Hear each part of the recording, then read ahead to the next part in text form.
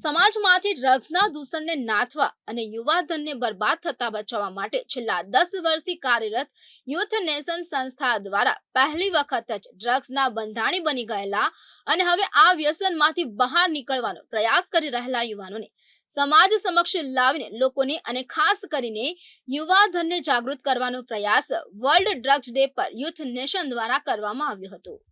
Youth નેશનના founder વિકાસ દોશી દ્વારા world drugs day ના દિવસે કેટલાક એવા યુવાનોને મીડિયા સમક્ષ લાવવામાં આવ્યા હતા કે જેઓ એક સમય ડ્રગ્સના બંધાણી હતા અને હવે તે આ ચંગલમાંથી બહાર નીકળવાનો પ્રયાસ કરી રહ્યા છે।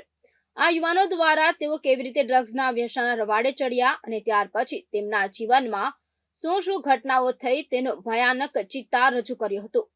યુવાનોએ જણાવ્યું હતું કે જે ડ્રગ્સના વ્યસનના કારણે તેઓ કેવી રીતે બરબાદીના માર્ગે આગળ વધ્યા અને હવે તેઓ કેવી રીતે પાછા વળ્યા છે તે આખી સફર મીડિયા સમક્ષ જણાવી હતી। તેઓના માતા પિતા અને મિત્રોએ કેવી રીતે સાથ આપ્યો અને ડ્રગ્સના વ્યસનથી બહાર નીકળવા માટે મદદ કરી એ પણ જણાવ્યું હતું। जो ड्रग की अवेयरनेस पे काम कर रहा है। आज 26 जून को हम वीआर मॉल में एकत्रित हुए हैं।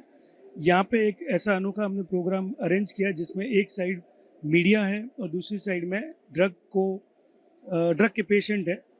दोनों का सामने सामने आज वार्तालाप हुआ है जिसके अंदर ड्रग के पेशेंट अपनी जर्नी बता रहे थे कि हम कैसे गए, कैसे निकले, अगर निकल रहे हैं तो हमें क्या प्रॉब्लम हो सकती है और निकलने के बाद हम इस ज़िंदगी को वापस दोबारा जीने का कैसा प्रयास करेंगे और निकलने के बाद जो लोग ड्रग में है उनको कैसे बचाएंगे।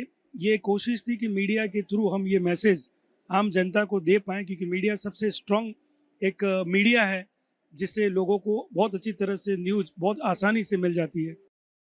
ये जो संस्था है बेसिकली ड्रग्स से लोग कैसे बचें मेनली उसी के लिए काम कर रही है और विकास जो इसका करता धरता है। आप इसकी उम्र को देखिए कि ये लड़का जब बिजनेस में डूबा होना चाहिए उसमें बिजनेस के साथ में लड़का समाज सुधार के लिए क्या कोशिश नहीं कर रहा है। मैं इसका एक छोटा सा एग्जाम्पल देना चाहूँगा विकास के लिए कि जब जंगल में भयंकर आग लगी हुई थी, ड्रग्स से चारों तरफ इतना फैला हुआ बढ़ता ही जा रहा है, उसी से जंगल में के आग को बुझाने के लिए छोटी सी चिड़िया आगे आती। जब सब लोग बेबस होकर भाग रहे थे, वो चिड़िया अपने चोंच में पानी की सोर्स में जाती है, पानी भरती है और आग पे डालती है, वापस पानी भरती है, आग पे डालती है, इस बात की चिंता किए बिना कि उसका अस्तित्व खत्म हो जाएगा, वो मर जाएगी, वो जल जाएगी। तो लोगों ने जब पूछा कि तू इतनी छोटी चिड़िया है, विकास रूपी इंसान रूपी छोटी चिड़िया है, तो उसे कैसे फाइट करेगा। तो चिड़िया ने जवाब दिया कि जब ये इतिहास लिखा जाए तो मेरा नाम जंगल में आग बुझाने वालों में लिखा जाए, मुंह छुपा के भागने वालों को ऐसा नहीं लिखा जाए। ऐसा सच्ची विकास है जो निश्चित रूप से शहर का एक धरोहर है और निश्चित रूप से ये एक इतना सा प्रयास कर रहा है जिसके लिए जितना सलाम किया जाए उतना कम, बस इससे ज़्यादा शायद मैं नहीं कहूँगा।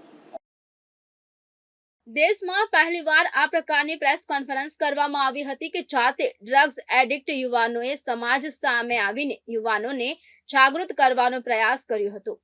વધુમાં જણાવ્યું હતું કે પ્રેસ કોન્ફરન્સ માટે ઓપન પ્લેસ અને તે પણ વીઆર સુરત એટલા માટે જ પસંદ કર્યો કે અહીં સાંજના સમયે મોટી સંખ્યામાં લોકો આવતા હોય છે, ત્યારે તેઓ પણ ડ્રગ્સનું વ્યસન કેવી રીતે વ્યક્તિને બરબાદ કરે છે તે જાણી શકે અને ડ્રગ્સ પ્રત્યે જાગૃત થયા અને આ સાથ જ લોકોમાં મનોરંજન માટે गिटार वादक અને ગાયક પણ ઉપસ્થિત રહ્યા હતા।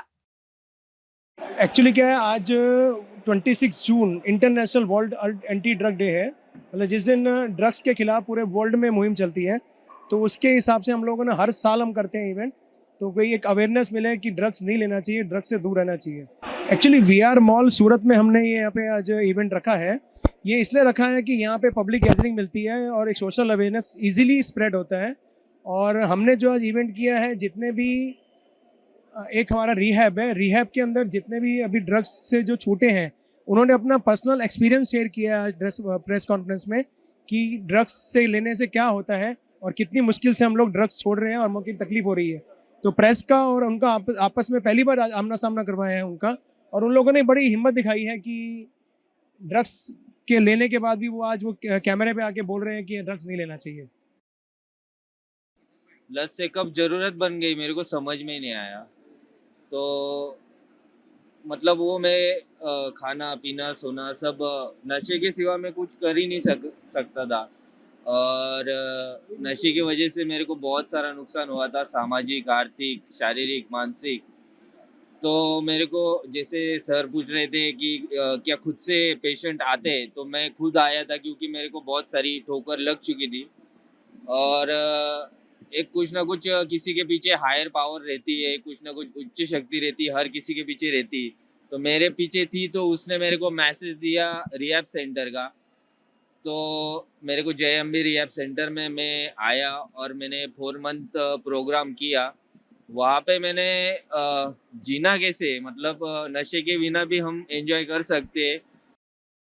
વિકાસ દોશીએ વધુમાં જણાવ્યું હતું કે જ્યારે તેમના મિત્ર પણ ડ્રગ્સના બંધાણી બની ગયા હતા અને તેમને પાછા વળતા જે મુશ્કેલીઓનો સામનો કરવો પડ્યો હતો તેમાંથી યુથ નેશન અસ્તિત્વમાં આવ્યું અને છેલ્લા 10 વર્ષથી યુથ નેશન સંસ્થા લોકોને અને ખાસ કરીને યુવાઓને ડ્રગ્સના નશાથી દૂર રહેવા માટે જાગૃત કરી રહ્યા છે. સંસ્થા દ્વારા રેલી, કાર્નિવલ સહિત અનેક જાગૃતિના કાર્યક્રમો કરવામાં આવે છે. આ ઉપરાંત સ્કૂલ, કોલેજો કે જ્યાં પણ મોટી સંખ્યામાં યુવાનો ભેગા થતા હોય ત્યાં જઈને ડ્રગ્સ અંગે જાગૃત કરવાનો પ્રયાસ કરવામાં આવે છે.